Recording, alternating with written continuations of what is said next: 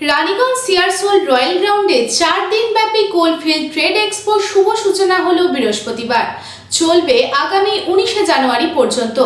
উদ্বোধনী অনুষ্ঠানে উপস্থিত হয়েছিলেন আসানসোল পৌর নিগমের chairman Amarnath Chatterjee, ADDA chairman Kabi Dutta, mission হসপিটালের চেয়ারম্যান সত্যজিৎ বোস, রানীগঞ্জের বিডিও শুভজিৎ গোস্বামী সহ অন্যান্যরা।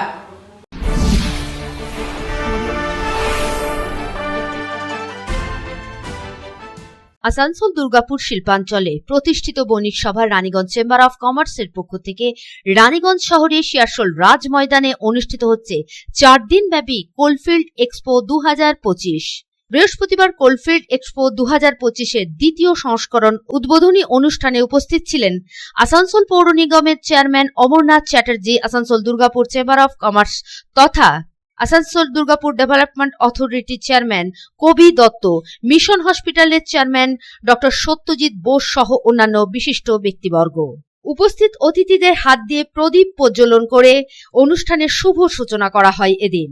ট্রেড এক্সপো 2025 উদ্বোধনী অনুষ্ঠানে সঞ্চালনা করার সময় চেম্বার অফ কমার্সের অধ্যক্ষ রোহিত খৈতান পরপর বিভিন্ন বণিক সভার প্রতিনিধিদের মঞ্চে ডেকে সম্মানিত করেন।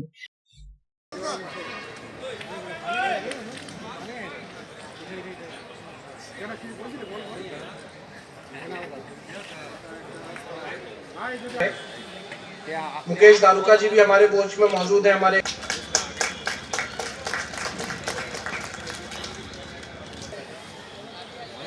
जगदीश झुंझुनवाला जी जहां कहीं भी हो वो कृपया मंच पर आए। बहुत साइलेंट वर्कर साथ खड़े रहने का हम लोगों के एक फोन पे हमारे जो पेशेंट्स हैं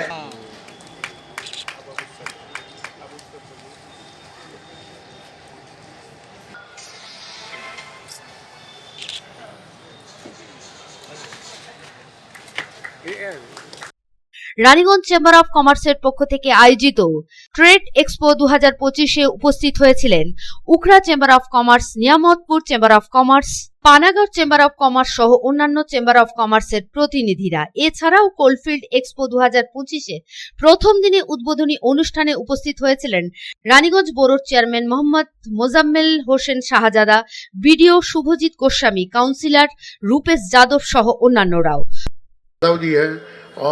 और भी बहुत गणमान्य व्यक्ति हैं, तो उनका हम स्वागत करते हैं। थे उन्होंने बोला अरे लगाओ ना, देखा जाएगा, जो होगा देखा जाएगा, हम लोग मैनेज करेंगे।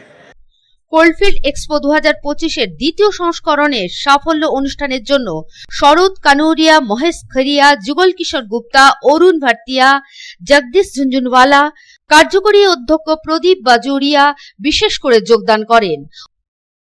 উদ্বোধনী অনুষ্ঠানে রানীগঞ্জ চেম্বার অফ কমার্সের অ্যাডভাইজারদেরও উপস্থিতি লক্ষ্য করা যায়। এদের মধ্যে অন্যতম হলেন প্রবীণ ব্যবসায়ী নেতা আরপি খৈতান, অশোক সারাফ, ওম প্রকাশ বাজুরিয়া প্রমুখ। প্রথম দিন অনুষ্ঠানে জাঁকজমকপূর্ণ উপস্থিতি লক্ষ্য করা গেল ট্রেড এক্সপোতে।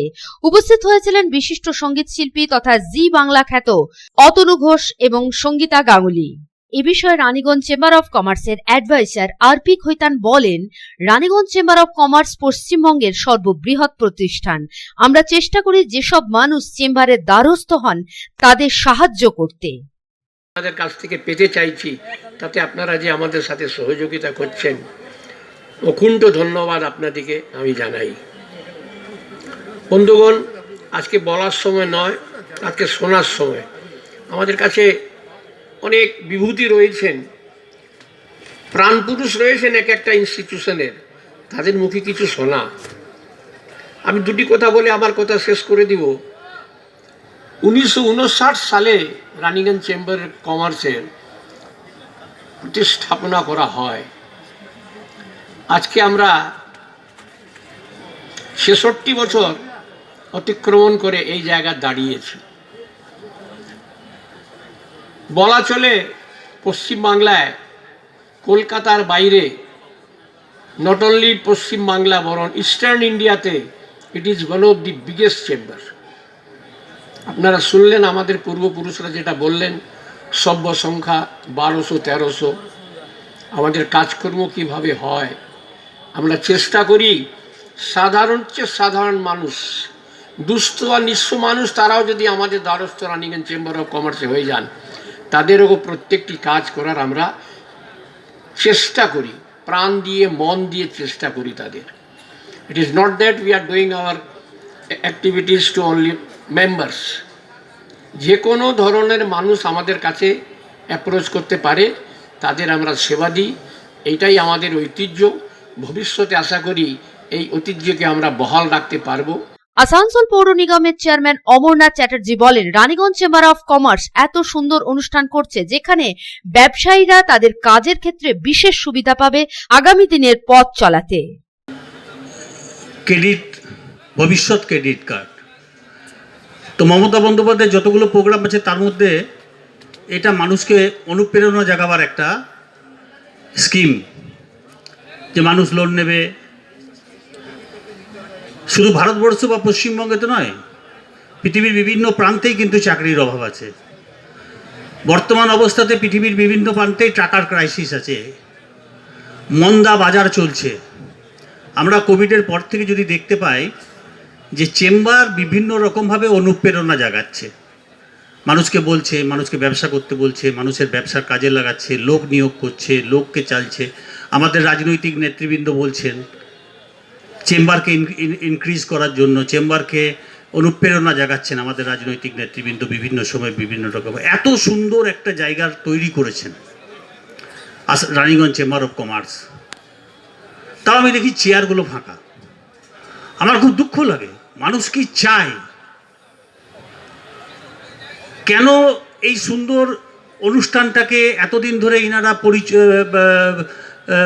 অর্গানাইজ করলেন, প্রচার করলেন, বিভিন্ন রকমভাবে বললেন আসুন, এখানে বিভিন্ন রকম জিনিস আছে, এন্টারপ্রেনাররা আসবে, স্টল হবে, আপনি জানতে পারবেন, পরিচিতি পাবেন, ডিলারকে জানতে পারবেন, কোনখানে সস্তায় পাওয়া যাবে সেটা জানতে পারবেন, কি কি প্রোডাকশান হচ্ছে আমাদের এই শিল্পাঞ্চলে সেগুলো জানতে পারবেন। তার স্টল রয়েছে। তারপরেও আমি বুঝতে পারি না, আমার তো এই বয়স পর্যন্ত আমার 45 বছর রাজনীতিতে এই অভিজ্ঞতা এখনও হয়নি যে কেন মানুষ ভালো অনুষ্ঠানে আসতে পারে না। একটা মানুষ তো চাইবে যে তার প্রোডাক্ট বিক্রি হোক, সে বড় লোক হোক, সে আরামে থাকবে, সে বেশ সুন্দরভাবে জীবন পরিচালনা করতে পারবেন। কিন্তু চেম্বার কি চাইছে? যে মানুষকে সঙ্গে নিয়ে চলতে, যেটা আমাদের মনীষীদের কথা, যেটা ভারতবর্ষের কথা। এই ভারতবর্ষের যে সমস্ত মনীষীরা আছেন, সমস্ত ধর্ম সমন্বয়ের মানুষের যে সমস্ত মনীষীরা আছে, তাদের একটাই কথা, মানুষকে নিয়ে চলতে হবে, মানুষের কথা বলতে হবে, মানুষের উপকার করতে হবে। প্রত্যেক বিজনেসম্যান কিন্তু তাই করে। টাটা থেকে শুরু করবেন, এখানে আপনার রোহিত পর্যন্ত শেষ করবেন, দেখবেন সেও আছে। আর যেখান থেকে আপনার আরপি গোয়েঙ্কা থেকে কলকাতা থেকে শুরু করে এসে এখানে যারা আমাদের ব্যাস ভাই আছে, সেও দেখবেন সেই একই কাজ করছেন। কোনো না কোনো দিন সারাদিন একটা লোককে উপকার করেই। তা আমরা যদি তাদের পাশে দাঁড়াতে না পারি, আমরা মানুষ হয়ে যদি তাদের সঙ্গে না থাকতে পারি, আমরা যদি তাদের পায়ে পা না মিলাতে পারি, তারা অনুপ্রেরণা পাবে কি করে? তাদের সাহস পাবে কি করে? আমি আমার বক্তব্যকে দীর্ঘায়িত করি না। এই সফল এক্সপোকে আমি স্বাগত জানাই। আমি সবাইকে অনুরোধ করব ইলেকট্রো মিডিয়ার মাধ্যমে যে রানীগঞ্জ চেম্বার অফ কমার্সের সঙ্গে থাকুন। রানীগঞ্জ আরো সুন্দর হবে, রানীগঞ্জের সমাজ আরো সুন্দর হবে। রানীগঞ্জ থেকে বিপ্লব বাদ্যকরের রিপোর্ট, পাবলিক টাইমস। छोटे, तेरी पहली मोटरसाइकिल कैसी होगी? मुझे तो ऐसी चाहिए जो ज्यादा चले और लंबी टिके। तो तैयार हो जा छोटे।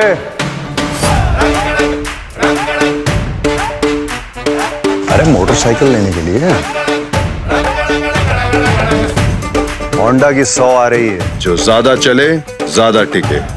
आ रही है होंडा की 100, होंडा के भरोसे के साथ।